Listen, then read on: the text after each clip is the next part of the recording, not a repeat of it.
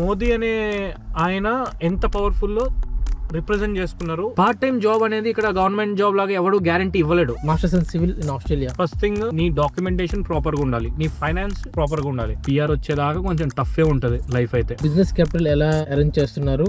Stock market అనేది country future ని decide చేస్తుంది. అంటే ఇది పెద్ద సైన్స్, రాకెట్ సైన్స్ ఏం కాదు. మీరు ఎంత డబ్బులు సంపాదిస్తున్నా ఫైనాన్స్ తెలియకపోతే మాత్రం you can't do anything brother. నీకు ABN అని ఒకటి వస్తుంది, Australian business number. College change అనేది బ్యాన్ అవ్వలేదు.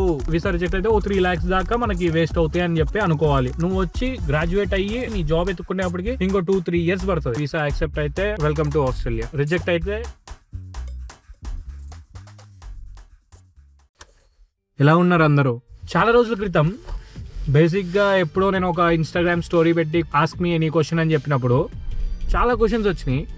ఆ క్వశ్చన్స్ కి రిప్లై ఇవ్వడానికి ఒక వీడియో 2 వీడియోలు చేశాను. దాని తర్వాత టైం దొరకలేదు అనమాట ఆ వీడియోస్ చేయడానికి. ఇప్పుడు ఆ క్వశ్చన్స్ అన్నిటికీ ఎన్ని క్వశ్చన్స్కి అయితే వీల్ అవుతుందో ఆన్సర్ చేయడం, అన్ని క్వశ్చన్స్కి ఈ వీడియోలో ఆన్సర్ చేద్దాము.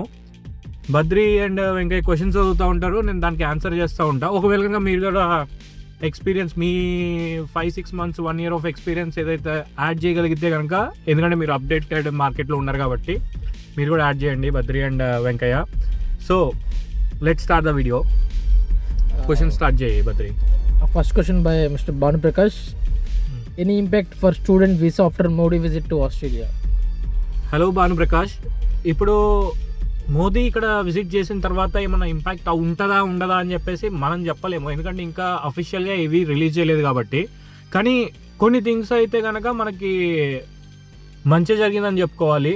ఒకటి, ఫ్లిండర్స్ అండ్ యూనివర్సిటీ ఆఫ్ ఉలంగాంగ్, ఈ రెండు వచ్చేసి ఇండియాలో ఎస్టాబ్లిష్ చేయబోతున్నారు యూనివర్సిటీస్ అని చెప్పేసి టాక్ ఉంది. అండ్ ఆల్సో మోదీ కూడా అనౌన్స్ చేశారు. ఒకవేళ కనుక ఇది కనుక అయితే మేబీ మనం ఇండియాలో డిగ్రీ చేసి, ఇదంతా నా అజంప్షన్స్ ఆర్ నా పర్సెప్షన్ ఏదైనా అనుకోండి, మనము ఇండియాలో కూడా చేసి ఇక్కడ పోస్ట్ స్టడీ వర్క్ వీసాకి రావచ్చా, వచ్చే ఛాన్సెస్ ఉంటాయా అని చెప్పేసి నాకు అట్లా కొడుతుందన్నమాట.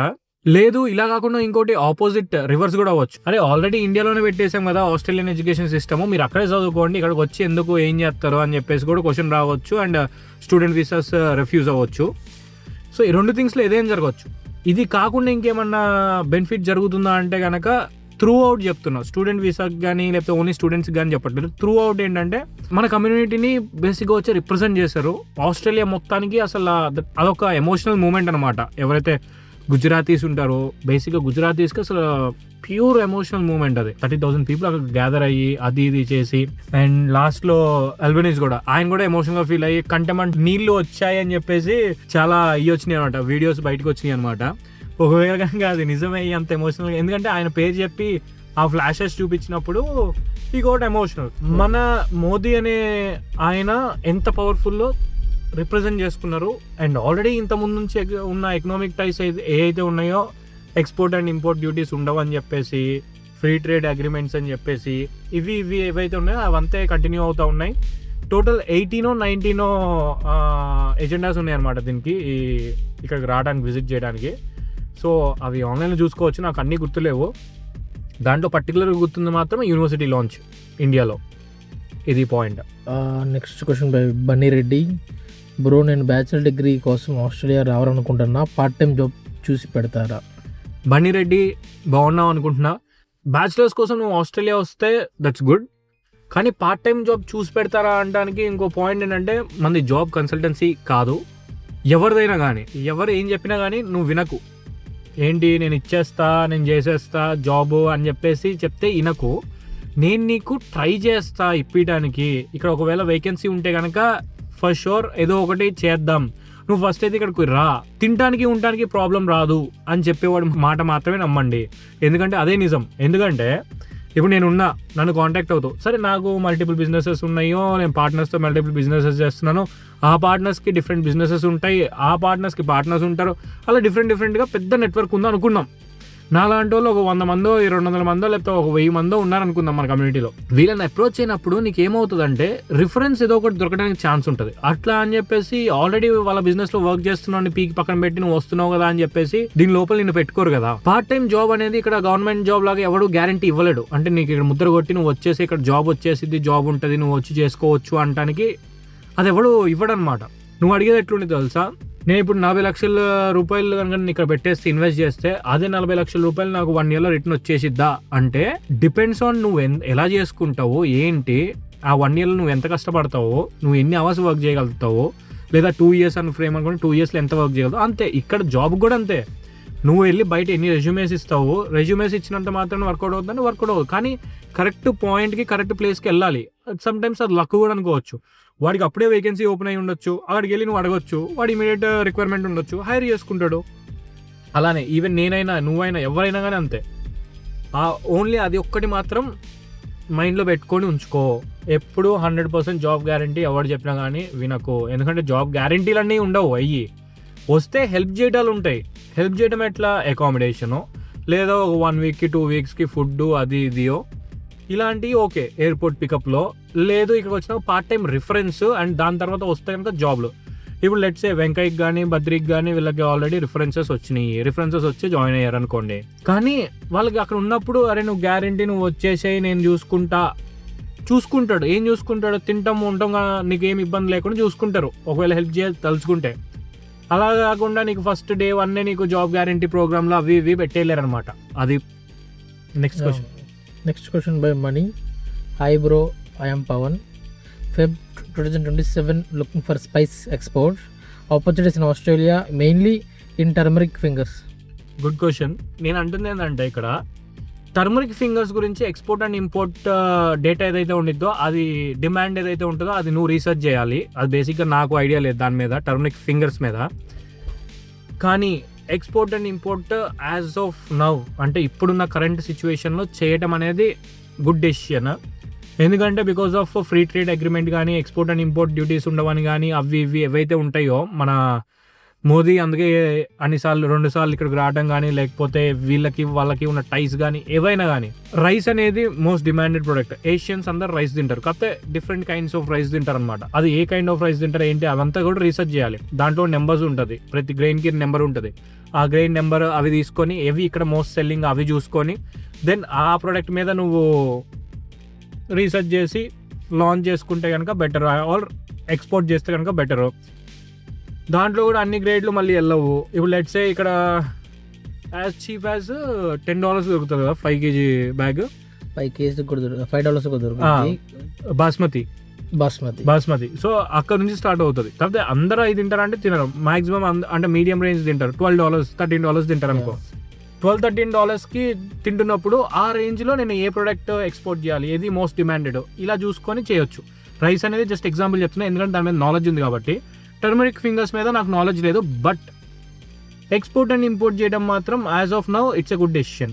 దాని మీద నువ్వు రీసెర్చ్ చేసుకో brother. Next question by last kid విఫో. Education loan గురించి చెప్పండి bro, we don't have any property. So నీ ఒరిజినల్ నేమ్ ఏంటో నాకు తెలీదు, కానీ ఎడ్యుకేషన్ లోన్ ఏముండదు. ఫస్ట్ థింగ్ నీ డాక్యుమెంటేషన్ ప్రాపర్గా ఉండాలి, నీ ఫైనాన్స్ ప్రాపర్గా ఉండాలి. ఫైనాన్సెస్ కనుక లేకపోతే నీకు లోన్ రాదు. చాలా స్ట్రగుల్ అవ్వాల్సి వస్తుంది, పర్టికులర్గా ఆస్ట్రేలియాకి. వేరే కంట్రీస్ లాగా నువ్వు ఫండ్స్ వేసి చూపించేసి కన్సల్టెన్సీ వాళ్ళు ఫండ్స్ వేసి చూపించి అక్కడికి వెళ్ళిపోవటాలు అవి ఇవి ఉండవమ్మ ఆస్ట్రేలియాకి. It's a very tough process. ఆ ప్రాసెస్ అన్ని ఎదుర్కొన్న తర్వాత కూడా చాలామంది వీసాస్ రిజెక్ట్ అవుతాయి. సో ఏం చేసినా కానీ థింక్ చేయండి. అండ్ ఒకవేళ కనుక ఫండ్స్ గురించి మాట్లాడుతుంటే అవి ఎంత క్లియర్గా ఉంచుకుంటే అంత మంచిది. అండ్ ఐటీఆర్ రిటర్న్స్ ఎంత ఎక్కువ ఉంటే కనుక అంత మంచిది. ఒకవేళ లేకపోతే కనుక ఎక్కువగా ఉండడానికి ప్లాన్ చేసుకోండి. డిఫరెంట్ సోర్సెస్ ఆఫ్ ఇన్కమ్స్ అన్నీ కూడా చూపియండి. ఇది ఒకటి నేను ఇచ్చే సజెషన్ ఎవరికైనా కానీ ఫండ్స్ విషయంలో. Next question by Tanish Reddy. What is the process for masters in civil in Australia? Masters in civil Tanish, ఏదైనా కానీ మాస్టర్స్ ప్రోగ్రామ్కి వచ్చేటప్పుడు సేమ్ ప్రాసెస్ ఉంటుంది. ఫస్ట్ వచ్చేసి నువ్వు వెళ్ళి ఒక కన్సల్టెన్సీ దగ్గరికి వెళ్ళి అరే బాబు నీ ప్రొఫైల్ షేర్ చేసుకొని ఇది నా ప్రొఫైల్ అని చెప్పుకున్న తర్వాత వాళ్ళు కొన్ని యూనివర్సిటీస్ షార్ట్ లిస్ట్ చేసుకొని ఫస్ట్ స్టేట్ సెలెక్ట్ చేసుకోవాలి. నువ్వు ఏ స్టేట్కి వెళ్ళాలనుకుంటున్నావు ఆ స్టేట్ సెలెక్ట్ చేసుకొని ఆ స్టేట్ తర్వాత దాని లోపల ఉన్న యూనివర్సిటీ సెలెక్ట్ చేసుకొని ఆ యూనివర్సిటీ తర్వాత నువ్వేం చేయాలంటే బేసిక్గా నీ ఫండ్స్ ఇవన్నీ సార్ట్ చేసుకునే లోపు నువ్వు పీటీఈ ఎగ్జామ్ రాసుకొని ఈ పీటీఈ ఎగ్జామ్ ఇవన్నీ అయిపోయే లోపు నీ ఫండ్స్ సార్ట్ అయ్యే లోపు మళ్ళీ వీసాకి డాక్యుమెంటేషన్ అంతా అరేంజ్ చేసుకొని వీసా డాక్యుమెంటేషన్ అంతా అరేంజ్ చేసే లోపు ఈ సిఓఈ ఇవన్నీ వచ్చేసేట్టు చూసుకొని దాని తర్వాత సిఓఈ మెడికల్ టెస్ట్లు ఇవి అన్నీ అప్లై చేసి నువ్వు వీసా లాంచ్ చేసిన తర్వాత ఒకవేళ కనుక నీ వీసా యాక్సెప్ట్ అయితే వెల్కమ్ టు ఆస్ట్రేలియా, రిజెక్ట్ అయితే you need to wait for 1 year. ఇది process. Okay, next question Goud గారు అబ్బాయి బై శివ.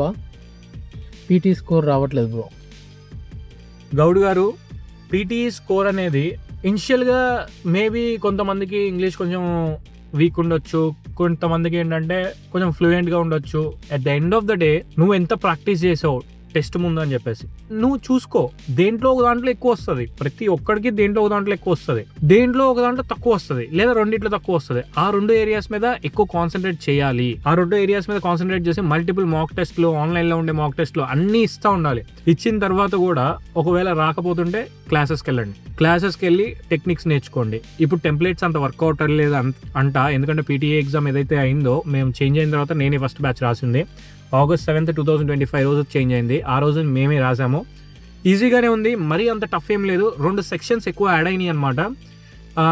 2 సెక్షన్స్ యాడ్ అయినాయి. అవి కూడా అంత ఇదేం కాదు. నాకు ఇప్పుడు స్పీకింగ్లో 90 వచ్చింది, 90కి 90. డిఫరెంట్ వాటిలో డిఫరెంట్ వచ్చినాయి అనుకోండి. బట్ ఏ ఏరియా మీద అయితే నువ్వు కాన్సన్ట్రేట్ చేయాలనుకుంటున్నావో ఆ ఏరియా మీద కాన్సన్ట్రేట్ చేయి. అప్పటికి రాకపోతుంటే క్లాసెస్ తీసుకో, టెక్నిక్స్ నేర్చుకో, యూట్యూబ్ వీడియోస్ చూడు, లేదా సజెషన్స్ అడుగు.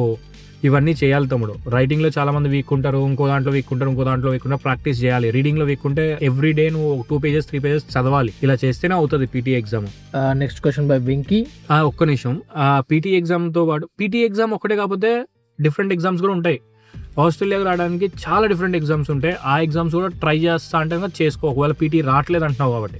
బట్ నేను రాసిన దాంట్లో పీటీ అనేది ఈజీ ఎగ్జామ్ అంతే. ఐఎల్స్ కన్నా ఈజీ చెప్పాలంటే. ఐఎల్స్ నేను రాయలేదు, కానీ ఆ ప్రాసెస్ తెలుసు కాబట్టి నాకు పీటీ ఈజీ అనిపిస్తుంది. Okay, next question by Venky. నువ్వు బిజినెస్ క్యాపిటల్ ఎలా అరేంజ్ చేస్తున్నారు? And I want to talk with you personally. Hello Venky గారు, బేసిక్గా బిజినెస్ క్యాపిటల్ అనేది నేను ఇండియాలో, అంటే ఇది పెద్ద సైన్స్, రాకెట్ సైన్స్ ఏం కాదు. ఫైనాన్స్ తెలిసిన వాడికి బిజినెస్ క్యాపిటల్ అరేంజ్ చేసుకోవడం పెద్ద లెక్కేం కాదు.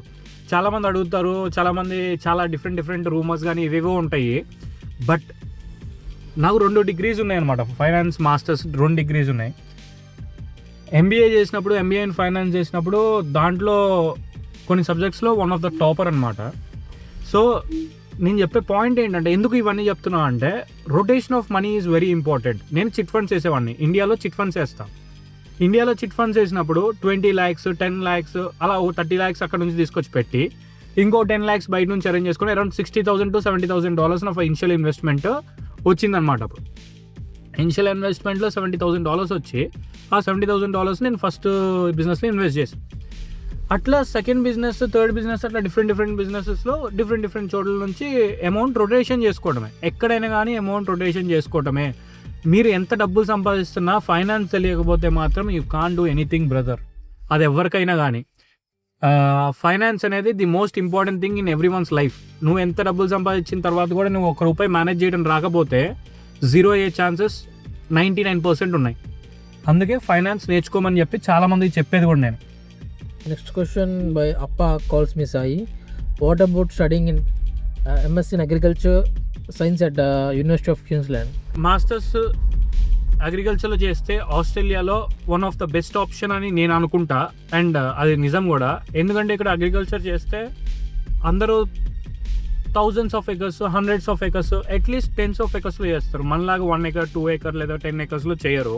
అలా అని చెప్పేసి నేను మాట్లాడుతుంది ఇన్ఫీల్డ్ ఫార్మింగ్ గురించి. ఇన్ఫీల్డ్ ఫార్మింగ్ గ్రో అవ్వాలంటే మనకు కావాల్సింది మీలాంటి అగ్రికల్చర్ సైంటిస్ట్లే కావాలి కదా. ఆ ప్రొడక్టివిటీ లేదా ఆ ఈల్డ్ కానీ అది ఎలా పెంచాలి, వీటి మీద రీసెర్చ్ జరుగుతూ ఉంటుంది. సో ఒకవేళ కనుక మీ సబ్జెక్ట్స్ దాని మీద కనుక లై అయి ఉంటే దానికి మంచి డిమాండ్ ఉండే స్కోప్ ఉంది. టెన్షన్ పడకుండా మీరు వెళ్ళాల్సింది ఏంటంటే first Queensland is one of the best state for agriculture. Queensland కానీ టస్మానియా కానీ ఇవన్నీ వెరీ గుడ్ స్టేట్స్ అనమాట అగ్రికల్చర్కి. ఒకవేళ అక్కడికి వెళ్ళి మీరు చేస్తే స్కోప్ ఈజ్ వెరీ హై. దాని తర్వాత మీరు మళ్ళీ జాబ్స్కి డిఫరెంట్ స్టేట్స్కి మారొచ్చు. That's a different thing. లేదు నేను మెల్బర్న్ వెళ్ళి అగ్రికల్చర్ చేస్తా, సిడ్నీ వెళ్ళి అగ్రికల్చర్ చేస్తా అంటే అది దట్ డజంట్ వర్క్అవుట్ అనమాట. ఎందుకంటే అది సిటీస్, రీజనల్ ఏరియాస్ సైడ్ లేదా అవుట్స్కట్స్ సైడ్ మీకు అన్ని అగ్రికల్చర్ ల్యాండ్స్ కానీ ఇవన్నీ ఉంటాయి. సిటీ లోపల వెళ్ళి మధ్యలో కల్టివేట్ చేయలేవు కదా. సో ఇట్లా ఉండిద్ది. కానీ మీరు చూస్ చేసుకున్న ఫీల్డ్ డిఫరెంట్ కాబట్టి అగ్రికల్చర్ సైంటిస్ట్ కానీ ఇలాంటి రోల్స్ ఉంటే సో మీరు వర్క్ చేయాల్సింది ఎలాంటి సిటీ నుంచో లేకపోతే ఆ ఫీల్డ్లోకి వెళ్ళి ఆ ఫీల్డ్ పక్కన ఇంకోటి రీసెర్చ్ ఆర్గనైజేషన్ ఏయో ఒకటి ఉంటాయి. లాస్ట్ పాయింట్, అగ్రికల్చర్కి స్కోప్ ఉంది ఆస్ట్రేలియాలో, అంతే brother. Next question by Vardhan. ఆస్ట్రేలియాకి న్యూజిలాండ్కి డిఫరెన్స్ చెప్పండి అన్న. And all accepts ITR funding education jobs and part time jobs. తమ్ముడు, యాక్చువల్గా నాకు న్యూజిలాండ్ మీద అంత ఐడియా లేదు. కొన్ని సిమిలర్ రూల్స్ ఉండొచ్చు ఆస్ట్రేలియాకి న్యూజిలాండ్కి, ఎందుకంటే పక్క కంట్రీస్ అండ్ వీళ్ళ టైప్స్ కూడా చాలా బాగుంటాయి. ఒకవేళ నీకు న్యూజిలాండ్ పిఆర్ ఉంటే నువ్వు డైరెక్ట్ ఆస్ట్రేలియా రావచ్చు, ఇవన్నీ టైప్స్ ఉంటాయి. బట్ మనం స్టూడెంట్ వీసా గురించి మాట్లాడుతున్నాం అండ్ పార్ట్ టైం జాబ్స్ గురించి మాట్లాడుతున్నాం, వీటన్ని గురించి మాట్లాడుతున్నాం కాబట్టి నేను ఇచ్చే బెస్ట్ సజెషన్ ఏంటంటే మీరు అక్కడ ఉన్న వాళ్ళకి కాంటాక్ట్ అవ్వండి, అప్పుడు మీకు యాక్యురేట్ ఆన్సర్ దొరుకుతుంది. నేను ఏదో పై ఆన్సర్ చెప్పి మీరు మళ్ళీ అది నమ్మేసి వెళ్ళిపోయి ఇవన్నీ వద్దమ్మా. సో నేను చెప్పేది ఏంటంటే అక్కడ ఉన్న వాళ్ళకి కాంటాక్ట్ అవ్వండి, గ్రౌండ్ రియాలిటీ తెలుస్తుంది. And next question by Suri in Australia, content creator మనోడు కూడా. సూరి ఇన్ ఆస్ట్రేలియా, హాయ్, ఎలా ఉన్నారు బ్రదర్?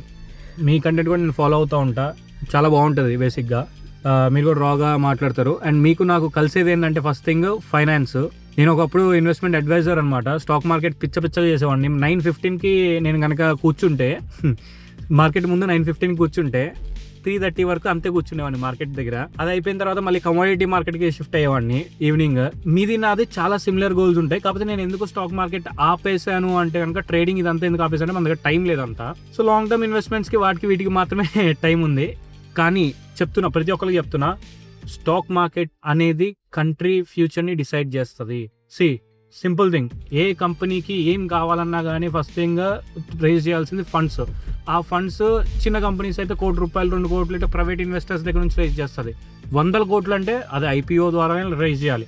ఇప్పుడు నువ్వు 100 కోట్లు ఎందుకు రేజ్ చేస్తావు? ఒకటి, నువ్వు కంపెనీ షేర్ని అంటే బాగా జరగట్లేదు, కంపెనీ అమ్మేసుకుందాం అనుకోను, అదొకటి. దాన్ని ఆఫర్ ఫర్ సేల్ అంటారు. సో అదైతే కనుక అది తీసి పక్కన పెట్టేసండి, దాని గురించి మాట్లాడలేదు. అట్లా కాకుండా నువ్వు ఫండ్స్ రేజ్ చేస్తుంది కనుక ఒకవేళ దీనికోసం అయితే కంపెనీ ఎక్స్పాన్షన్ కోసం కానీ వాటి కోసం కనుక అయితే కొత్త జాబ్స్ క్రియేట్ అవుతాయి. Stock market is one of the best thing brother. నువ్వు కంటెంట్ అట్లనే చేస్తూ ఉంది స్టాక్ మార్కెట్ మీద. నాకు ఒకవేళ ఆ రూట్కి వెళ్ళి నేను చేద్దాం అనుకున్నా కానీ నాకు అంత టైం లేదు బేసిక్గా. But all the best. And business ఎలా స్టార్ట్ చేయాలంటే నీకు నేను బిజినెస్ గురించి చెప్పే అంతవన్నీ కాదు. నువ్వు స్టాక్ మార్కెట్ చేస్తున్నావు, పెద్ద థింగ్స్ డీల్ చేస్తావు, కొన్ని ట్రిలియన్స్ ఆఫ్ డాలర్స్ కాబట్టి మన అన్ని చిన్నవి. కానీ తమ్ముడు ఓన్లీ ఒక పాయింట్ ఏంటంటే ఇది స్టార్ట్ చేయాలన్నా నీది నాది చాలా సిమిలర్ బ్యాక్గ్రౌండ్ అనమాట. ఈవెన్ ఎడ్యుకేషన్ కూడా ఎంబీఏ చేశారు మీరు కూడా, నేను కూడా ఎంబీఏ చేశాను ఇండియాలో. మళ్ళీ ఇక్కడికి వచ్చి నేను మాస్టర్స్ ఆఫ్ ఫైనాన్స్ చేశా. మీరు మరి ఇక్కడ ఏం చేస్తున్నారో నాకు తెలియదు బేసిక్గా. సో ఇక్కడ మీకు నాకు ఉన్న ఇంకో సిమిలర్ పాయింట్ ఏంటంటే దానికోసం చచ్చిపోతాం. అంటే ఒక కంటెంట్ ఆడియన్స్కి ఇవ్వడానికి అదే కంటెంట్ అనుకుంటే అదే కంటెంట్ ఆడియన్స్కి ఇవ్వడానికి చచ్చిపోతాం. మీరు కూడా ఆ స్టాక్ మార్కెట్ రీచ్ వచ్చినా రాకపోయినా దాని మీదే చేస్తూ ఉంటారు. నేను కూడా అంతే 365 days ఛాలెంజ్ పెట్టుకుని నా బిజినెసెస్ ఏవైతే ఉంటాయో, అరే బాబు నేను ఇన్ని కష్టాలు పడుతున్నా, బిజినెస్ అంతా అంత ఈజీ కాదు, ఇట్లా చేసుకోవాలని చూపిస్తూ ఉంటా. సో ఎవ్రీథింగ్ మ్యాచ్ అవుతూ ఉంటుంది. ఫర్ షూర్ మన ఇద్దరం కలుద్దాం. నెక్స్ట్ టైం మెల్బోర్న్ వచ్చినప్పుడు 100% కలుద్దాం బ్రదర్. ఏ బిజినెస్ అయినా కానీ లో ఇన్వెస్ట్మెంట్తో ఆస్ట్రేలియా స్టార్ట్ చేసుకొని దాంట్లో నువ్వు వర్క్ చేసుకుంటే కనుక వర్కౌట్ అవుతుంది. అలా కాకుండా ఇన్వెస్ట్మెంట్ పెట్టి నేను వదిలేసి నాకు మనీ వచ్చేయాలనుకుంటే మాత్రం 100% వర్కౌట్ అయ్యే ఛాన్సెస్ చాలా తక్కువ. అంటే ఇప్పుడున్న మార్కెట్కి అసలు లేదు ఆ ఛాన్సెస్. లాస్ట్ 3-4 months నుంచి బిజినెస్ ఆర్ డూయింగ్ వర్స్ట్. ఎందుకు అంటే డిఫరెంట్ కేసెస్ అనమాట, డిఫరెంట్ సినారియోస్. ఇప్పుడు లెట్సే కాస్ట్ ఆఫ్ లివింగ్ పెరిగిపోయింది. ఎందుకు పెరిగిందంటే ఇప్పుడు ఇంట్రెస్ట్ రేట్లు పెరిగిపోయినాయి. ఇంట్రెస్ట్ రేట్లు పెరగానే ఈఎంఐలు పెరిగిపోతాయి, ఎందుకంటే వేరియబుల్ రేట్స్ తీసుకున్న వాళ్ళు ఈఎంఐలు అన్నీ పెరుగుతాయి. కింద ముందు 1000 ఉండేది 1050 వచ్చింది అనుకో, $50 ఎక్కడి నుంచి కట్ చేయాలి? వీళ్ళు ఎంటర్టైన్మెంటో లేకపోతే ఇంకో బిజినెస్ ఫుడ్ ఏదో ఒకటి కట్ చేసుకోవాలి. ఎందుకంటే వాళ్ళ వేజ్ పెరగదు కదా. వేజ్ పెరగకుండా కాస్ట్ ఆఫ్ లివింగ్ పెరిగినప్పుడు ఇదే అవుతూ ఉంటుంది బేసిక్గా. అందుకని నేను చెప్పే పాయింట్ ఏంటి, నువ్వు బిజినెస్లో వర్క్ చేసుకుంటా ఏ బిజినెస్ చేసినా కానీ బిజినెస్ వర్కౌట్ అవుతుంది. కానీ ఒకేసారి లాంగ్ జంప్ కొట్టకుండా చిన్నగా ఫస్ట్ ఇన్వెస్ట్మెంట్ అనేది కొంచెం మినిమల్గా చేసుకొని, అది 10% అయినా 5% షేర్ అయినా కానీ 15% అయినా కానీ మినిమల్గా చేసుకొని దాని తర్వాత లాంగ్ జంప్ కొట్టచ్చు. ఇది నా సజెషన్ అంతే మన సూర్యాబాయికి. Suri in Australia. And next question by again mister Venky, different Venky ఈసారి. అన్న నేను యూకే వెళ్దాం అనుకుంటున్నా, కానీ అక్కడ వెళ్ళాక సర్వైవ్ అవ్వగలనా లేదా? సో యూకే వెళ్ళినాక సర్వైవ్ అవ్వగలుగుతావా లేదా అని చెప్పేసి డిపెండ్స్ ఆన్ యూ, మీ మీద డిపెండ్ అయి ఉంటుంది. అది కూడా కాకుండా ఈ క్వశ్చన్ నన్ను కాదు, యూకేలో ఉన్న వాళ్ళని అడిగితే చాలా మంచిది, ఎందుకంటే ప్రాక్టికల్ ఆన్సర్ వస్తుంది. ఇక అక్కడ ఉండేవాడికి ఆ నొప్పి తెలిసిద్ది. గ్రౌండ్లో దిగి బ్యాటింగ్ ఆడేవాడికి పిచ్ మీద వాడికి నొప్పి తెలిసేది, కానీ బయట కూర్చొని వీడు 6 కొట్టొచ్చు కదా, ఇదేంది ఈ షాట్ ఇట్లా కొట్టాడు అన్నవాడికి ఏం తెలియదు కదా. అట్లనే అక్కడ ఉన్న వాళ్ళకి అడగండి, అది ది బెస్ట్ సజెషన్, అది నేను ఇచ్చే suggestion. And next question by Abhi Tej, the college change ban rule past. So చాలా మందికి ఈ డౌట్ ఉంది, కన్ఫ్యూజన్ ఉంది. కాలేజ్ చేంజ్ అనేది బ్యాన్ అవ్వలేదు. అసలు ఎవరు చెప్పారు మీకు కాలేజ్ చేంజ్ అనేది బ్యాన్ అయిందని? ఎక్కడైనా అఫీషియల్ డాక్యుమెంట్ వచ్చిందా? లేదు. ఓన్లీ ఒకటో ఏమొచ్చిందంటే, ఓన్లీ వన్ థింగ్ ఏమొచ్చింది, నువ్వు కాలేజ్ చేంజ్ అవ్వచ్చు, కన్సల్టేషన్ కూడా తీసుకోవచ్చు కన్సల్టెంట్ దగ్గర, కానీ కన్సల్టెంట్కి నువ్వు ఫీజు కట్టొచ్చు, దట్స్ ఫైన్. ఎవరైతే కాలేజ్ ఉండిద్దో ఆ కాలేజ్ కన్సల్టెంట్కి నువ్వు కాలేజ్ చేంజ్ అయినందుకు కమిషన్ ఇవ్వకూడదు. This is the only rule. ఎందుకంటే కన్సల్టెంట్స్ పుష్ చేస్తున్నారేమో కాలేజ్ చేంజ్కి అన్న ఇంటెన్షన్లో కాలేజ్ చేంజ్కి కన్సల్టెంట్కి కమిషన్ ఉండదు అన్న ఒక రూల్ పాస్ చేశారు. ఇది ఒక్కటి మాత్రమే పాస్ చేయడం జరిగింది. కాలేజ్ చేంజ్ లేదు, college change illegal, college change అది ఏం లేవమ్మా ఇక్కడ. అలా ఒకవేళ కాలేజ్ చేంజ్ ఇల్లీగల్ అయితే ఈ చిన్న కాలేజెస్ అన్ని ఎట్లా బతుకుతాయి? వీళ్ళందరూ కూడా లైసెన్స్ తీసుకుంటారు కొన్ని millions of dollars పెట్టి. అది యాజ్ ఆఫ్ నవ్ అయితే, యాజ్ ఆఫ్ టుడే ఆ రూల్ లేదు నాకు తెలిసినంత వరకు. నేను అఫీషియల్ డాక్యుమెంట్ చదివా కాబట్టి. Next question by Bharat, hi అన్న, యూనివర్సిటీలో అండర్ గ్రాడ్యుయేట్ కోర్స్ సజెషన్ కావాలి, మెయిన్ గోల్ పిఆర్. సో తమ్ముడు, నీ బ్యాక్గ్రౌండ్ ఏదైతే ఉంటుందో ఆ బ్యాక్గ్రౌండ్ మీద నువ్వు కోర్స్ చూస్ చేసుకోగలుగుతావు. అండ్ ఇంకొకటి, ఇక్కడికి వచ్చిన తర్వాత నువ్వు కనుక లెట్సే పిఆర్ అనేది నీ కోర్స్ మీద డిపెండ్ అయి ఉండదు, కానీ ఇక్కడికి వచ్చిన తర్వాత పిఆర్కి నువ్వు ప్లాన్ చేసుకోవచ్చు. డిఫరెంట్ పాత్వేస్ ఉంటాయి, డిఫరెంట్ టైప్స్ ఆఫ్ వేస్లో పిఆర్ కొట్టచ్చు. సో ఆ వేస్ని ప్లాన్ చేసుకోవాలి, అంతేగాని అట్లా కాకుండా నువ్వు కోర్సే అక్కడ తీసుకొని వచ్చేసి, ఇప్పుడు లెట్సే మెడికల్ ఫీల్డ్కి ఉంది, నువ్వు చదివింది ఎంపీసీ అనుకుందాం, నువ్వు బైపీసీ బ్యాక్గ్రౌండ్ నుంచి వస్తే కనుక మెడికల్ ఫీల్డ్కి రావచ్చు అనుకుందాం, లెట్సే ఎగ్జాంపుల్. కానీ నువ్వు డైరెక్ట్ ఇక్కడ ఇది డిమాండ్ ఉంది కదా, డాక్టర్స్కి ఇక్కడ ఫుల్ డిమాండ్ ఉంది అనుకుందాం, నువ్వు డైరెక్ట్గా వచ్చేసి అది చదవలేవు కదా. నేను అంటున్న పాయింట్స్ అవి. సో నీకు ఏ ప్యాషన్ ఉంటే ఆ ప్యాషన్ మీద నువ్వు కోర్స్ తీసుకుని అదంతా చేసుకో. పిఆర్కి ఇక్కడికి వచ్చిన తర్వాత ఒక 1 yearకి నీకు అర్థమవుతుంది అనమాట, ఏం చేయవచ్చు, ఏం చేయకూడదు, ఓకే ఇంకో వే ఏమి ఎత్తుక్కోవాలి, ఇది ఇట్లా వర్కౌట్ అవ్వట్లేదా అన్న థింగ్లో నువ్వు అప్పుడు వర్కౌట్ చేసుకోవచ్చు. సో ఇది నేను ఇచ్చే సజెషన్.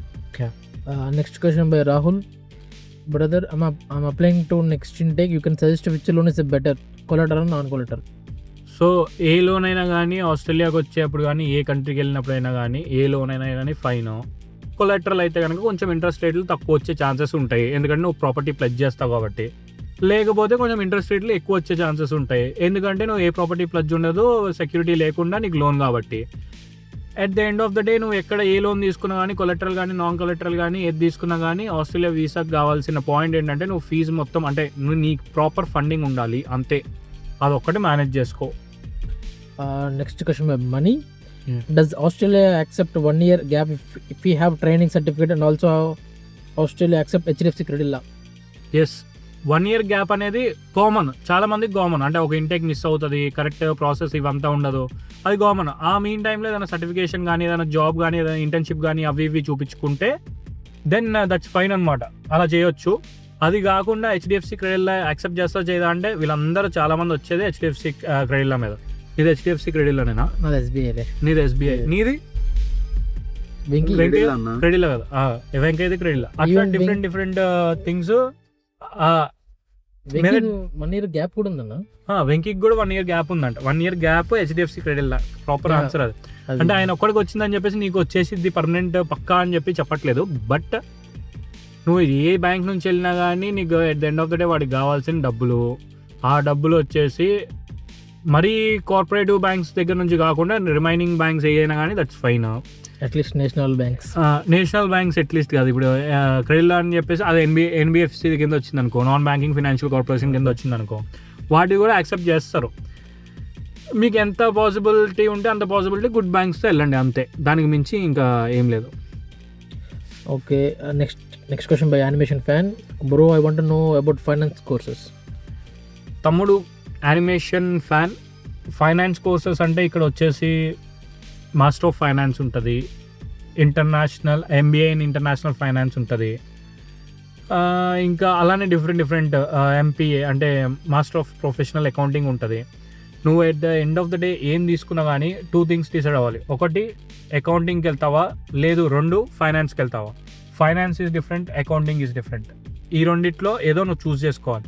ఒకవేళ ఫైనాన్స్కి వెళ్ళావనుకో, దాంట్లో ఆపర్చునిటీస్ ఉన్నాయా అంటే ఉన్నాయి, కానీ ఎక్కువ ఉన్నాయి అంటలే. కానీ నీ సబ్జెక్ట్ అది, నీ ప్యాషన్ అది అయిందనుకో, ఫైనాన్స్ అనే పిచ్చి ఉండేవాడికి బిజినెస్ అనే పిచ్చి 90% ఉంటుంది నాలాగా.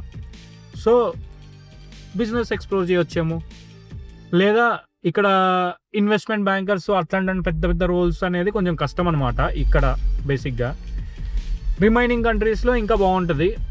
కానీ బిజినెస్ చేయాలంటే నేను యాజ్ ఆఫ్ నవ్ యాజ్ స్టూడెంట్గా వచ్చినప్పటి నుంచి బిజినెస్ చేయాలనుకుంటే కనుక Australia is the best country. కానీ ఇప్పుడు బిజినెస్ సిచ్యువేషన్ బాగుందా అంటే ఇప్పుడు లాస్ట్ 5 months నుంచి బాగాలేదు, because of different reasons. Throughout world ఎకనామీయే బాగాలేదు, అందులో ఆస్ట్రేలియాది కూడా బాగాలేదు. అంతే.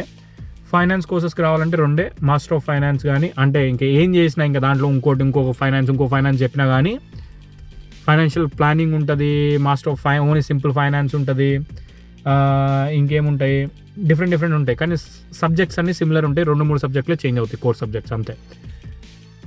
Next question by Sakith Reddy. IT కోర్స్కి పర్త్ ఆర్ మెల్బోర్న్ ఏది బెస్ట్ అన్న? ఎప్పుడు ఉన్న వీసా టెన్షన్స్తో ఇష్యూస్తో? ఇప్పుడున్న వీసా టెన్షన్స్తో దట్స్ ఫైన్. కానీ నువ్వు ఇంకా రాలేదు, నువ్వు వచ్చి గ్రాడ్యుయేట్ అయ్యి నువ్వు మార్కెట్లోకి వచ్చి నీ జాబ్ ఎత్తుకునేప్పటికి ఇంకో 2-3 years పడుతుంది. అప్పటికి వీసా నార్మ్స్ ఎలా ఉంటాయి, పర్త్ అనేది రీజనల్ ఏరియాలో ఉండదా, బయటకు వచ్చేస్తుందా, ఇవన్నీ కూడా మ్యాటర్ అయ్యి ఉంటాయి. కానీ ఈ రోజు ఏం జరుగుతుంది మాత్రమే మనం చెప్పగలుగుతాము, రేపు ఏం జరిగిద్ది అనేది ఎవరు చెప్పలేరు. ఈ రోజు వరకు పర్త్ మెల్బోర్న్ అంటే I prefer as a student Perth. IT job అంటావా, నువ్వు పర్త్లో కూడా అప్లై చేసుకోవచ్చు మెల్బోర్న్కి మూవ్ అవ్వచ్చు తర్వాత జాబ్ వచ్చిన తర్వాత. ఇక పర్త్లో ఉంటే నీకు ఏంటంటే, ఒకవేళ నీకు ఐటీ జాబ్ మెల్బోర్న్ రాలేదనుకో, పర్త్లో వచ్చిందనుకో, మీకు అక్కడ 1 year ఎక్స్ట్రా టీఆర్ వస్తుంది, దాంతోపాటు 5 points ఎక్స్ట్రా పిఆర్కి యాడ్ అవుతాయి. ఇవన్నీ కంపేర్ చేసుకుంటే ఐ ప్రిఫర్ పర్త్. ఒకవేళ నేను నీ ప్లేస్లో ఉంటే, నేను నిన్ను ప్రిఫర్ చేయమని చెప్పట్లేదు, బట్ నా సజెషన్, లేకపోతే నేను నీ ప్లేస్లో ఉంటే చేసే పని ఇదే. Next question by Sandeep Reddy 17. Flinders university admission వచ్చిందన్న, వీసా రిజెక్ట్ అయితే ఫస్ట్ సెమ్ ఫీ రిఫండ్ ఇస్తారా? హలో సందీప్, వీసా రిజెక్ట్ అయితే ఫస్ట్ సెమిస్టర్ ఫీజ్ రిఫండ్ ఇస్తారు, బట్ మొత్తం రిఫండ్ ఇయ్యరు, 90% ఇస్తారు. ఒకవేళ నీ డాక్యుమెంట్స్ కనుక జెన్యూన్ ఉంటాయి. అదే డాక్యుమెంట్స్ కనుక జెన్యూన్ లేకపోతే 0% రిఫండ్ ఇస్తారు, మొత్తం పోయినట్టే. అండ్ ఇంకొకటి, వీసా ఫీజ్ ఏదైతే కడతావో నువ్వు $2,000 వాట్ ఎవర్, సో $1,000 అది పోయినట్టే. ఎందుకంటే అది 1 time ఫీజు, అది రిఫండ్ ఇచ్చే ఫీజు కాదు. సో ఆల్మోస్ట్ ఒక 3 lakhs దాకా నీకు, ఒకవేళ వీసా రిజెక్ట్ అయితే 3 lakhs దాకా మనకి వేస్ట్ అవుతాయి అని చెప్పి అనుకోవాలి, మైండ్లో అది పెట్టుకొని రావాలి, అదనమాట. నెక్స్ట్ వేదేశ్ చౌదరి. యుఎస్ స్టూడెంట్ ఆస్ట్రేలియాకి రావడానికి ఏమైనా ఆప్షన్స్ ఉన్నాయా బ్రదర్? ఒకవేళ నీకు వర్క్ ఎక్స్పీరియన్స్ ఉంటే కనుక, let's say 4 years 3 years plus work experience in ఫీల్డ్లో ఉంటే కనుక, నీ బ్యాక్గ్రౌండ్కి సెట్ అయ్యే ఫీల్డ్లో ఉంటే కనుక వర్క్ వీసా మీద వచ్చే ఛాన్సెస్ ఉంటాయి. అది కన్సల్టెంట్ని కాంటాక్ట్ అయితే చెప్తారు బేసిక్గా, ఎట్లా ఏ వీసా మీద రావాలి, స్పాన్సర్షిప్ వీసాస్ ఏమైనా ఉన్నాయా, అవి ఇవి అని చెప్పి చెప్తారనమాట. అది కాకుండా కనుక నువ్వు ఒకవేళ రావాలి అనుకుంటే కనుక ఓన్లీ ఆప్షన్ ఈ స్టూడెంట్ వీసా, మళ్ళీ స్టూడెంట్ వీసా వేసుకుని రావటమే, దట్స్ ఇట్. కానీ అది ఎంతవరకు సక్సెస్ అవుతుందని కూడా చెప్పలేము. స్టూడెంట్ వీసా ఆల్రెడీ నీకు అక్కడ స్టూడెంట్ కంప్లీట్ అయిపోయింది కదా, మళ్ళీ ఇక్కడ స్టూడెంట్కి ఎందుకు వస్తున్నావు, ఏంటి అంటే అది కూడా అబ్రాడ్ కంట్రీ కదా, ఇక్కడ ఎందుకు చదువుదాం అనుకుంటున్నావు, ఇవన్నీ క్వశ్చన్స్ కూడా రేజ్ అవుతాయి. నీ ఎస్ఓపి అనేది చాలా స్ట్రాంగ్ ఉండాలి, స్టేట్మెంట్ ఆఫ్ పర్పస్, నువ్వు ఇక్కడికి ఎందుకు వస్తున్నావు అని చెప్పేసి అక్కడ అయిపోయిన తర్వాత. ఇది కన్సల్టెన్సీ వాడి హెల్ప్ కూడా కావాలి నీకు బేసిక్గా దీంట్లో. సో ఏదైనా మంచి కన్సల్టెన్సీ చూసుకొని అక్కడ చేసుకుంటే best. Next question by Bhargav Chintala. రీజనల్లో మాస్టర్స్ చేస్తే పిఆర్కి బెనిఫిట్ అవుతుందా బ్రో? 100% బెనిఫిట్ అవుతుంది. చెప్పారు 5 points ఎక్స్ట్రా వస్తుంది, 1 year టీఆర్ ఎక్స్ట్రా వస్తుంది. అండ్ దీంతో ఏంటంటే నీకు ఆ టైం పీరియడ్, ఆ గ్యాప్, బ్రీతింగ్ గ్యాప్ దొరుకుతుంది అనమాట. ఇమీడియట్గా 3 yearsలో కాకుండా 1 year ఎక్స్ట్రా దొరుకుతుంది to lodge a PR, to get a PR. అదే next question by just ignore me అన్న. ఈజీగా పిఆర్ కొట్టడానికి రోడ్ మ్యాప్ ఇవ్వన్నా, ఒక dedicated video is the best, మళ్ళీ చూసుకోవచ్చు. అది అన్న మళ్ళీ పిఆర్ ఈజీగా కొట్టడానికి రోడ్ మ్యాపా? పిఆర్ కొట్టడము ఇప్పుడున్న టైమ్స్లో చాలా కష్టమైంది. ఈజీ అన్న మాట తీసి పక్కన పెడితే, రోడ్ మ్యాప్ అనేది డిపెండ్స్ ఆన్ నువ్వు వచ్చి ఇక్కడ ఏ కోర్స్ చేస్తున్నావు అండ్ ఏ పాత్ చూస్ చేసుకుంటున్నావు అని చెప్పి. లెట్స్ సే నువ్వు కనుక వచ్చి జాబ్తోనే వెళ్దాము, జాబ్తో వెళ్ళి ఇక్కడ రీజనల్ వీసా వేసుకుందాం అనుకుంటే కనుక అదొక పాత్ ఉంటుంది. లేదు అది కాకుండా నేను అలా కాదు, నేను మంచి ఎంప్లాయర్ దగ్గర వర్క్ చేసుకుంటా, వాళ్ళే నాకు స్పాన్సర్ చేస్తారు అనుకుంటే అది ఇంకో పాత్ ఉంటుంది. లేదు ఇవన్నీ కాదు, నేను బీటెక్ మీద నా ఎడ్యుకేషన్ ఉంది ప్లస్ ఇక్కడ మాస్టర్స్ వచ్చిన తర్వాత డైరెక్ట్ 189 వేసేసుకుంటా అనుకుంటే అదొక పాత్ ఉంటుంది. దీంట్లో నీకేది సెట్ అవుతుంది, ఏం సూట్ అవుతుంది అని చెప్పేసి నువ్వు ఇక్కడికి వచ్చినాక కొన్ని మంత్స్ స్పెండ్ చేసిన తర్వాత తెలుస్తుంది. So till then you need to wait. రా, ఇక్కడికి వచ్చిన తర్వాత నువ్వు ఆలోచించు, డిపెండ్స్ ఆన్ యువర్ ప్రొఫైల్ అంతే. దానికి మించి ఇంకా దానికి ఇంకా మళ్ళీ ఎలాబరేట్ చేసి చెప్పడానికి ఏముండదు. నువ్వు డిఫరెంట్ ఫీల్డ్ చూస్ చేసుకుంటారు కదా, ఎవరైనా ఒక్కొక్కరు ఒక్కొక్క ఫీల్డ్కి వస్తారు, ఆ ఫీల్డ్ మీద డిపెండ్ అయి ఉంటుంది. So next question by same guy. స్టూడెంట్గా ఉన్నప్పుడు బిజినెస్ చేయొచ్చా or like drop shipping or physical one? So స్టూడెంట్గా ఉన్నప్పుడు ఆస్ట్రేలియాలో ఉన్న బెనిఫిట్ ఏంటంటే నువ్వు ఫ్రమ్ డే 1 నీకు ABN అని ఒకటి వస్తుంది, Australian business number. So Australian business number వచ్చినప్పుడు నువ్వు ఎప్పుడు ఏదైనా ఏ బిజినెస్ అయినా చేసుకోవచ్చు. ఇప్పుడు ఊబర్ ఉంది కదా, ఊబర్ కూడా అదే అలాంటి బిజినెసే. వీళ్ళ కైండ్ ఆఫ్ ఏదైతే రెగ్యులేషన్ ప్యాటర్న్ ఉందో, రెగ్యులేటరీ ప్యాటర్న్ ఉందో, దాంట్లో వాళ్ళు ఏం చేస్తారంటే ఊబర్ని బిజినెస్గా ట్రీట్ చేస్తారు. సో ఆ నెంబర్ మీద నువ్వు ఏ బిజినెస్ అయినా చేసుకోవచ్చు. నువ్వు అంటే నెంబర్ తీసి పక్కన పెడితే you can do any business brother. ఆస్ట్రేలియాలో ఉన్న బెనిఫిట్ అది స్టూడెంట్స్కి. చాలామంది బిజినెస్ సైడ్ పుష్ చేస్తున్నా అది ఇది ఏమనుకున్నా కానీ ఎంతమంది ఎంటర్ప్రైనర్స్ తయారైతే, ఎంతమంది బిజినెస్ మ్యాన్స్ తయారైతే అన్ని జాబ్స్ తయారవుతాయి. అలా అని చెప్పేసి అందరు బిజినెస్ మ్యాన్స్ సక్సెస్ అవ్వరు. అందరు బిజినెస్ మ్యాన్స్ ఏదో అరే డబ్బులు పెడితే డబ్బులు వస్తాయి అన్న ఇంటెన్షన్లో కనుక ఒకవేళ ఉంటే దట్స్ రాంగ్. అది మిత్ అనమాట. నువ్వు చాలా కష్టపడాలి, ఒక్కోసారి నువ్వు నీ ఎంప్లాయీస్ కంటే ఎక్కువ వర్క్ చేయాల్సి వస్తుంది బిజినెస్ మ్యాన్స్.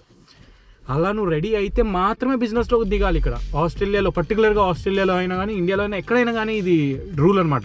ఆస్ట్రేలియాలో ఒక చిన్న బెనిఫిట్ ఏంటంటే నువ్వు అవర్లీ వేజ్, నీ వేజ్ నువ్వు తీసుకుంటావు.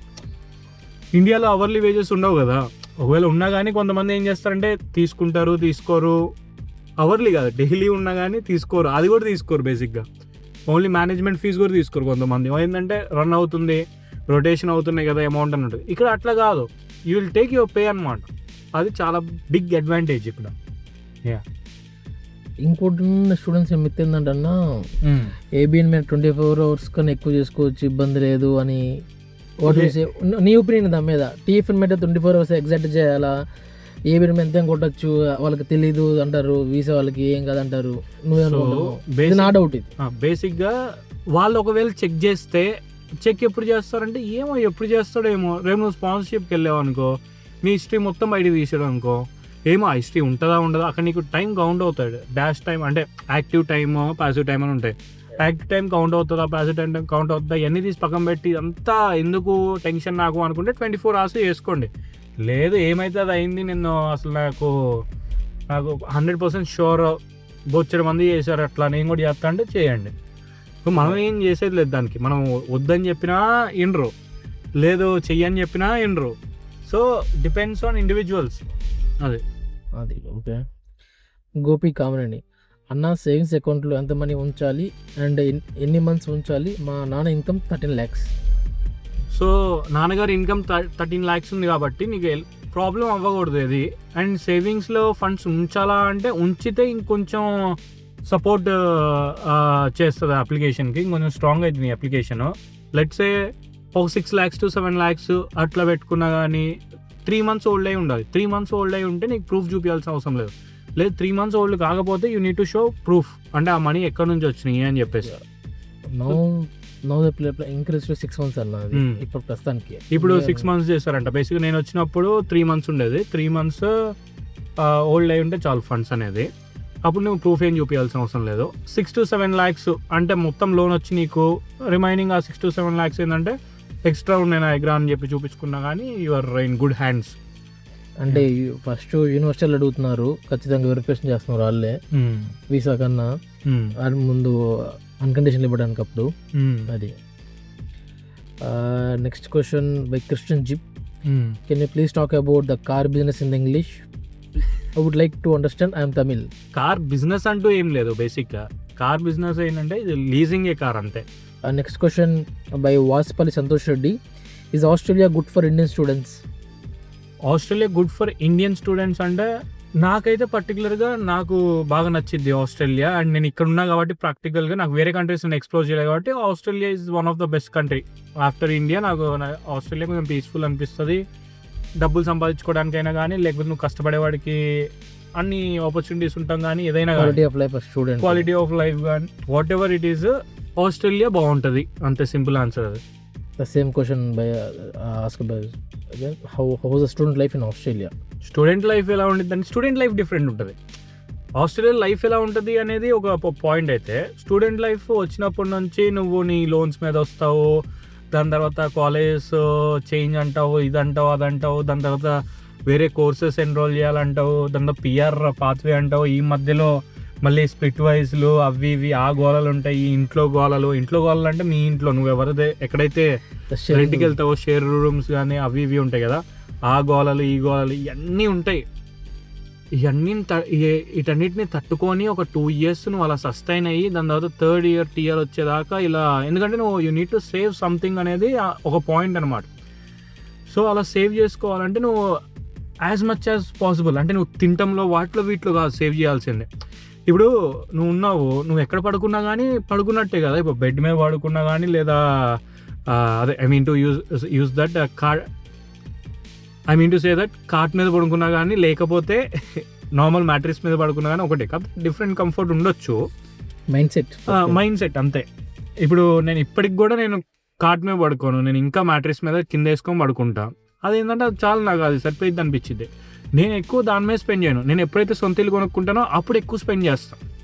సో దానికి ఇప్పుడు $200 $250 పెట్టి నేను ఒక సపరేట్ రూమ్ తీసుకొని ఉండాలా, లేకపోతే $150-160లో నేను వేరే వాళ్ళతో షేర్ చేసుకోవడం కానీ అది చేయొచ్చా అన్న పాయింట్ కూడా నేను ఆలోచించుకుంటా. ఎందుకంటే ఆ $70-80 మిగిలితే నేను బయటికి వెళ్ళి ఫుడ్ తినొచ్చేమో, ఇంకొంచెం నేను నా జిమ్ ఫీజు కట్టుకోవచ్చేమో, లేదా ఇంకోటి చేయొచ్చేమో ఈ ఇంటెన్షన్స్ ఉంటాయి.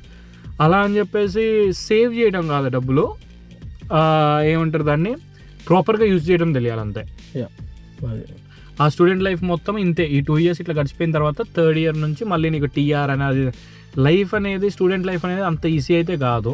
అప్పులు తెచ్చుకుంటూ ఉండాలి, అప్పులు తెచ్చుకుంటూ ఉండాలి, మళ్ళీ అప్పులు చేస్తావు, అప్పులు తెచ్చుకుంటూ ఉండాలి అంటిల్ నువ్వు పిఆర్ వచ్చేదాకా కొంచెం టఫే ఉంటుంది లైఫ్ అయితే. ఒకవేళ సేమ్ రెగ్యులర్ ప్యాటర్న్లో ఫాలో అయితే కనుక, లేదు if you want to do something new out of the box, అప్పుడు ఏమో లైఫ్ కొంచెం చేంజ్ అవ్వచ్చు. So depends on you. మళ్ళీ టీఆర్ డబ్బులు దాచుకుంటూ ఉంటారు టీఆర్ వీసాకి. ఇప్పుడు 5-7 ఉంది, రేపు ఫ్యూచర్లో 6-7 అయిద్దో 8-7 అయిద్దో. అది వితిన్ 1 yearలో 2 times పెరిగింది అది. Next question by Praneeth Reddy. I'm planning for February intake 2027. When should I start my process bro? February intake అంటే నువ్వు నవంబర్లో స్టార్ట్ చేసుకున్నా సరిపోతుంది. కాకపోతే అప్పుడు లోపు నువ్వు ఏంటంటే ఫైనాన్షియల్స్ కానీ అవి ఇవి అన్నీ సెట్ చేసుకోవాలి. ప్రాపర్ ఫైనాన్షియల్స్ అవి ఇవి ఉంటే కనుక నువ్వు నవంబర్లో స్టార్ట్ చేసినా కానీ నవంబర్, డిసెంబర్, జనవరి 3 months ఉంటుంది. లేదు నాకు అవి ఏం లేవు అని అంటే then you need to start before that. So depends on your profile అనమాట, ఎప్పుడు స్టార్ట్ చేయాలి అని చెప్పేసి. Next question by Pramod. స్టూడెంట్స్కి పార్ట్ టైంలో బెస్ట్ లేదా క్యాజువల్లో బెస్ట్ అయ్యా, ఏ రోల్ బెస్ట్ అని అడుగుతున్నారు. సో దీంట్లో పర్టికులర్గా నన్ను చాలామంది అడిగారు ఈ క్వశ్చన్, ఏంటంటే పార్ట్ టైమా క్యాజువలా అని చెప్పేసి. నేను ప్రిఫర్ చేసేది, ఒకవేళ నువ్వు లాంగ్ టర్మ్ అదే ఎంప్లాయ్తో ఉంటే కనుక పార్ట్ టైంకి వెళ్ళాలి, లేదా క్యాజువల్కి వెళ్ళొచ్చు, నీ ఇష్టం అది. డిపెండ్స్ ఆన్ నువ్వు 2-3 జాబులు చేస్తుంటే క్యాజువల్కి వెళ్ళొచ్చు. బట్ పార్ట్ టైంలో ఉన్న బెనిఫిట్స్ ఏంటి, క్యాజువల్లో ఉన్న బెనిఫిట్స్ ఏంటో నేను చెప్తా. పార్ట్ టైంలో ఉన్న బెనిఫిట్స్ ఏంటంటే నీకు పర్టికులర్ ఇన్ అవర్స్ అని ఫిక్స్ అయితే అన్ని అవర్స్ ఇవ్వాల్సిందే. సెకండ్ థింగ్, పార్ట్ టైంలో నీకు యాన్యువల్ లీవ్ యాడ్ అవుతుంది, సిక్ లీవ్ యాడ్ అవుతుంది. సరే యాన్యువల్ లీవ్ ఎంత యాడ్ అవుతుంది అంటే 4 weeks ఆన్ టోటల్ ఇయర్ అనమాట. లెట్స్ సే ఒక వీక్లో 38 hours అనేది ఫుల్ టైం అనుకుంటే, ఆ 38 hours చేసినందుకు 2.9 hours నీకు యాన్యువల్ లీవ్ యాడ్ అవుతుంది. అది కాకుండా సిక్ లీవ్ ఒక 1.4 hours దాకా యాడ్ అవుతుంది అనమాట. ఎందుకు, టోటల్ ఇన్ ఇయర్ తీసుకుంటే 6 weeks నీకు లీవ్ వస్తుంది. ఆ 6 weeksలో 4 weeks ఏమో యాన్యువల్ లీవ్ ఉంటుంది, 2 weeks ఏమో సిక్ లీవ్ అవి ఇవి ఉంటాయి అనమాట. సో ఇప్పుడు ఈ క్యాలిక్యులేషన్ ఆ క్యాలిక్యులేషన్ చేస్తే నీకు 2.9 hours నీకు అది ఎక్స్ట్రా వస్తుంది. సో అది కూడా పే వచ్చినట్టే, నువ్వు ఎప్పుడైతే ఇండియా కానీ అటు ఇటు వెళ్తావో అప్పుడు యూజ్ చేసుకోవచ్చు, అవి నీకు అమౌంట్ వస్తాయి అన్నమాట. పబ్లిక్ హాలిడేస్ ఉంటాయో, పబ్లిక్ హాలిడేస్ ఉన్నప్పుడు 250% అంటే 2.5 times లోడింగ్ ఉంటుంది అనమాట. లెట్సే నీది ఒక $10 ఉందనుకో పే, ఆ $10కి ఇంటూ 2.5 times వేస్తే ఎంత వస్తుంది, $25 అవుతుంది పబ్లిక్ హాలిడే రోజు పార్ట్ టైం జాబర్స్కి. అది కాకుండా ఒకవేళ పార్ట్ టైం జాబ్ రోజు నీకు పబ్లిక్ హాలిడే వచ్చి నువ్వు వర్క్ చేయకపోయినా కానీ నీకు మినిమం ఆ బేస్ పే ఉంటుంది కదా, అది ఇవ్వాల్సిందే పర్మనెంట్ పార్ట్ టైం వాళ్ళకి. అలా కాకుండా లేదు నేను పబ్లిక్ హాలిడే రోజు నా స్కెడ్యూల్ లేదు కానీ నాకు పే ఇస్తారా నేను వర్క్ చేయబోతే అంటే ఇయ్యరు. నువ్వు ఒకవేళ ఆ స్కెడ్యూల్ ఉండి నువ్వు ఒకవేళ వర్క్ చేయకపోయినా కానీ మినిమం బేస్ పే ఇస్తాడు, ఎందుకంటే నువ్వు పర్మనెంట్ పార్ట్ టైం కాబట్టి. క్యాజువల్కి వచ్చేటప్పటికి ఏమవుతుంది అంటే క్యాజువల్లో ఉన్న బెనిఫిట్ ఏంటంటే నువ్వు ఇక్కడ ఈరోజు సిక్ పెడతా అన్నా ఓకే పెట్టొచ్చు, అండ్ పార్ట్ టైంలో ఏంటంటే నువ్వు కంపల్సరీ రావాలి అని చెప్పి కొంచెం ప్రెషర్ ఉంటుంది అనమాట. ఇక క్యాజువల్ ఏంటంటే నువ్వు సిక్ పెడతా అన్నా పట్టించుకోరు, ఎందుకంటే నువ్వు బిజినెస్కి ఇంపార్టెంట్ కాదు. క్యాజువల్ అనేవాడు ఏం చేస్తాడు, ఇక్కడ 10 hours 5 hours లేకపోతే ఇంకో 10 hours అక్కడ ఇంకో 10 hours అక్కడ చేసుకుంటూ ఉంటాడు. దానికి పే ఎక్కువ ఉంటుంది స్టార్టింగ్ నుంచి. ఎందుకు యాన్యువల్ లీవ్ యాడ్ చేయరు దానికి, యాన్యువల్ లీవ్ ఉండవు, ఈ సిక్ లీవ్లు ఉండవు, ఇవన్నీ ఉండవు. పబ్లిక్ హాలిడే అంటే ఇంచుమించు సేమే ఉంటుంది, బట్ పర్మనెంట్ పార్ట్ టైం వాళ్ళకి ఇంకొంచెం ఎక్కువ ఉండొచ్చు. డిపెండ్స్ ఆన్ వాళ్ళ పే మీద, వాళ్ళ పే ఎంతైతే ఉందో దానికి ఇంటూ 2.5 times కానీ అట్లా ఉంటుంది అనమాట బేసిక్గా. కమింగ్ టు మీ, నేను పర్టికులర్గా చూస్ చేసుకోవాలంటే పార్ట్ టైం చూస్ చేసుకుంటా కంపేర్ టు క్యాజువల్. ఎగ్జాంపుల్ నేనే ఉన్నా ఇప్పుడు ఊల్వర్స్లో వర్క్ చేస్తూ ఉన్నా, పార్ట్ టైంలో 24 hours ఖచ్చితంగా వచ్చింది స్టూడెంట్స్కి. నాకైతే 18 hours వచ్చేది, 16 hours వచ్చింది పర్ వీక్. అది చెప్పలేము. అది just just ignore my question అన్న. అతను అసలు ఆసీ వారధి పర్పస్ ఏంటన్నా మొత్తం ఒక డెడికేటెడ్ వీడియోలో చెప్తారా? ఆసీ వారధి అనే పర్పస్ సింపుల్ బ్రదర్. చాలామంది ఏవేవో అనుకున్నా కానీ ఐ డోంట్ మైండ్, కానీ ఆసీ వారధిలో ఇప్పుడు యాజ్ ఆఫ్ నౌ 4 features ఉన్నాయి. ఫస్ట్ మేము ఏం చేసామో అంతా పైలట్ టెస్టింగే. ఇంతకుముందు నేను కన్సల్టేషన్స్ కానీ అవి ఇవి వేరే వేరే దాంట్లో ప్లాట్ఫామ్స్ చేసేవాడిని. సో అప్పుడు ఏమైపోయిందంటే ఎందుకు చేయాలి, అక్కడ వాడికి $6 ఎంతో కట్టాలన్నమాట. నేను అది ఎందుకు నా వెబ్సైట్లో పెట్టుకుంటే పోయింది కదా అన్నట్టు దీంట్లో పెట్టా. దీంట్లో పెట్టిన తర్వాత నాకు బిజీ అయిపోయి, స్కెడ్యూల్ బిజీ అయిపోయి నేను అసలు కన్సల్టేషన్స్ తీసుకోవట్లేదు. అది ఆ పేమెంట్ ఇన్యాక్టివ్లో పెట్టేసా. సో ఇప్పుడు ఏమవుతుంది, అది పెట్టుకొని ఇవన్నీ ఫీచర్స్, వర్క్ ఆన్ ఫీచర్స్ దాంట్లో పెట్టుకొని ఎందుకని చెప్పేసి ఓన్లీ 4 featuresతో వచ్చాం. దాని మేజర్ మోటో సింపుల్. నువ్వు ఇక్కడ ఆస్ట్రేలియా వచ్చిన తర్వాత, పర్టికులర్గా ఎడ్లైడ్ వచ్చిన తర్వాత నీ ఫస్ట్ కనెక్ట్ నువ్వు ఎవరిని అయ్యావరా బాబు అంటే ఆసీ వారధి అని చెప్పాలని చెప్పేసి. ఎయిర్పోర్ట్ పికప్, దాని తర్వాత వీలైతే పార్ట్ టైం జాబ్స్, దాని తర్వాత వీలైతే మంచి ఈవెంట్స్ చేయటం, దాని తర్వాత ఇంకా వీలైతే మీరు వెళ్ళే రెస్టారెంట్స్ అన్నిట్లో ఏదైతే ఉంటాయో ఆ రెస్టారెంట్లో మనం ఎంతో కొంత మన యూజర్స్కి డిస్కౌంట్ ఇవ్వటం. ఇది అనమాట. ఇది త్రూ అవుట్ ఒక కమ్యూనిటీ ప్లాట్ఫామ్ లాగా క్రియేట్ చేద్దాం అనేది ఐడియా అనమాట ఇనిషియల్గా. అందుకే అకామిడేషన్ తీసుకొచ్చాం, డిఫరెంట్ థింగ్స్ తీసుకొచ్చాం. కానీ ఇప్పుడు మార్కెట్ ప్లేస్ ఉన్నప్పుడు అకామిడేషన్ మన దగ్గర ఎవరు లిస్ట్ చేసుకోరు. సో ఇవన్నీ చూసుకున్న తర్వాత పైలట్ టెస్టింగ్ అయిపోయిన తర్వాత ఏదైతే ఇంపార్టెంటో అది. కానీ ఒక ఫ్యూచర్ మాత్రం దీంట్లో చాలా ఇంపార్టెంట్, ఎయిర్పోర్ట్ పికప్. నేను ఆస్ట్రేలియాలో ఉన్నంత వరకు, నేను ఆసీ వారధి నడుపుతున్నంత వరకు, లేదా నా టీం నడుపుతున్నంత వరకు ఎయిర్పోర్ట్ పికప్ అనేది అందరికీ అంతే ఫ్రీగా ఉండిద్ది. ఎందుకంటే నన్ను కూడా వచ్చి ఫ్రీగానే పిక్ చేసుకున్నాడు, వేరే వాళ్ళు డబ్బులు కూడా. ఆయన ఒక $20 పార్కింగ్ ఫీజు కట్టి మరీ నన్ను పిక్ చేసుకున్నాడు. సో అలా మనకు ఎవరో ఒకరు చేశారు కదా, మనం అలా చేద్దామని చెప్పేసి అంతే. సో ఇప్పుడు వచ్చిన వాళ్ళందరూ ఒక 20 members వస్తే దాంట్లో 10 members లేదా 5 members మనతో మంచి ట్రావెల్ చేస్తారేమో ఫ్యూచర్లో. ఆ 5 members లైఫ్ లాంగ్ నాతో ఉంటారేమో. ఆ 5 members రేపు అన్న రోజు మనకు ఉన్నట్టు లిక్కర్ స్టోర్ కానీ, లేదా రెస్టారెంట్స్ కానీ, లేకపోతే ఇంకోటి కానీ రేపు మేము ఎంటర్ అయ్యే రియల్ ఎస్టేట్ కానీ ఏదైనా కానీ దాంట్లో కస్టమర్స్ అవ్వచ్చేమో. సింపుల్ వండ ఇదే నా ఐడియాలజీ అనమాట. ఓన్లీ దీనికోసమే స్టార్ట్ చేసింది. అదొకటి ఉండాలి, అదొకటి ఉంటుంది కదా, మందేరా ఆసీ వారధి లేదా మందేరా ఈ అప్లికేషన్ మందేరా అని చెప్పుకుంటారు కదా, అదొక పిచ్చి, అదొక ఆనందం అనమాట అంతే నాకు. ఇంకా నెక్స్ట్ సేమ్ అనదర్ క్వశ్చన్. నాన్నకి సిబిల్ స్కోర్ ఇష్యూస్ ఉన్నాయి, వీసాకి ప్రాబ్లం అవుతుందా అన్న? సిబిల్ స్కోర్ ఇష్యూస్, అసలు సిబిల్ స్కోర్ అనేది వీసాలో చూడడు. కాకపోతే నీకు లోన్ రావాలనుకుంటే మాత్రం నీకు సిబిల్ స్కోర్ ఉండాలి. ఒకవేళ నీకు లోన్ రాకపోయింది అనుకో, ఫండ్స్కి ప్రాబ్లం అవుతుంది. ఫండ్స్కి ప్రాబ్లం అయితే వీసాకి ప్రాబ్లం అవుతుంది. ఇండైరెక్ట్గా ప్రాబ్లం అవుతుంది. సిబిల్ స్కోర్ అనేది డైరెక్ట్గా ప్రాబ్లం అవ్వదు, యాజ్ పర్ మై నాలెడ్జ్. సేమ్గా అనదర్ క్వశ్చన్. ఒకవేళ వీసా రిజెక్ట్ అయితే ఒక పర్సన్కి ఎంత లాస్ రావచ్చు అన్న? ఇందాక నేను ఆల్రెడీ చెప్పినట్టున్నా, ఒక 3 lakhs దాకా రావచ్చు యాజ్ పర్ కరెంట్ సినారియో సిచ్యువేషన్లో. ఎంత 3 lakhs to 3.5 lakhs రావచ్చు. వీసా ఫీజు ఆల్మోస్ట్ 1.4 ఇప్పుడు 1.6 అయింది కదా, $2,500 చేసాను. అది 10% ఆఫ్ కాలేజ్ ఫీజు కూడా రాదు. అగైన్ సేమ్గా different question. Whole abroad process ఎన్నిసార్లు IELTS రాయాలి? పోస్ట్ స్టడీ వర్క్ వీసాకి అవసరమా? పోస్ట్ స్టడీ వర్క్ వీసా నీకు 2 years వ్యాలిడిటీ ఉంటుంది. అది అయిపోగానే ఫస్ట్ నువ్వు TR వేసేటప్పుడు మళ్ళీ IELTS కానీ PTE ఎగ్జామ్ కానీ రాయాలి, ఏదో ఒక ఇంగ్లీష్ ఎగ్జామ్ రాయాలి.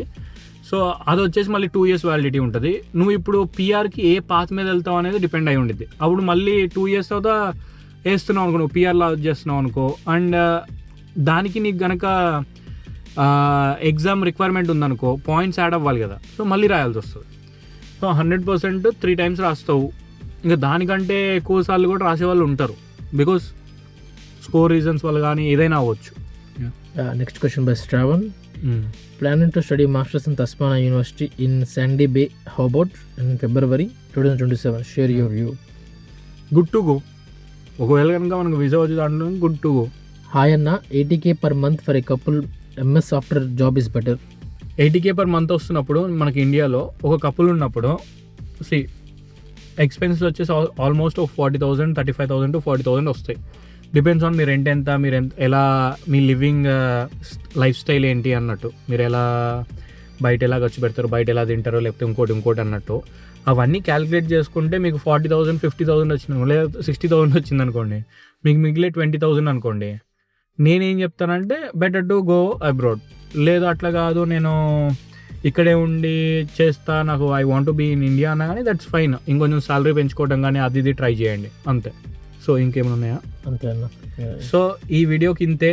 అందరు క్వశ్చన్స్ ఆన్సర్ చేసామనుకుంటున్నా. అండ్ 1, 2 లేదా 3, 4 మిస్ అయితే కనుక మరి నెక్స్ట్ టైం ఎప్పుడన్నా ఆ క్వశ్చన్స్ గురించి మాట్లాడుకుందాం, లేదా నేను మళ్ళీ ఒకసారి పోల్ లాగా పెట్టడమో లేకపోతే క్వశ్చన్ ట్యాగ్ చేయడమో ఏదో ఒకటి చేస్తాను. అప్పుడు you reply to the comments, స్టోరీకి కానీ కామెంట్స్ కానీ whatever it is, then we can do a video on that మళ్ళీ కుదిరినప్పుడు. ఎవరైతే ఆస్ట్రేలియా వస్తున్నారో, పర్టికులర్గా ఎడ్లైడ్ వస్తున్నారో మర్చిపోకండి, ఆసీ వారిది టీం మీకోసం ఉంది అని చెప్పేసి భయపడకుండా ధైర్యంగా రండి. That's it. Signing off, Prem Sai.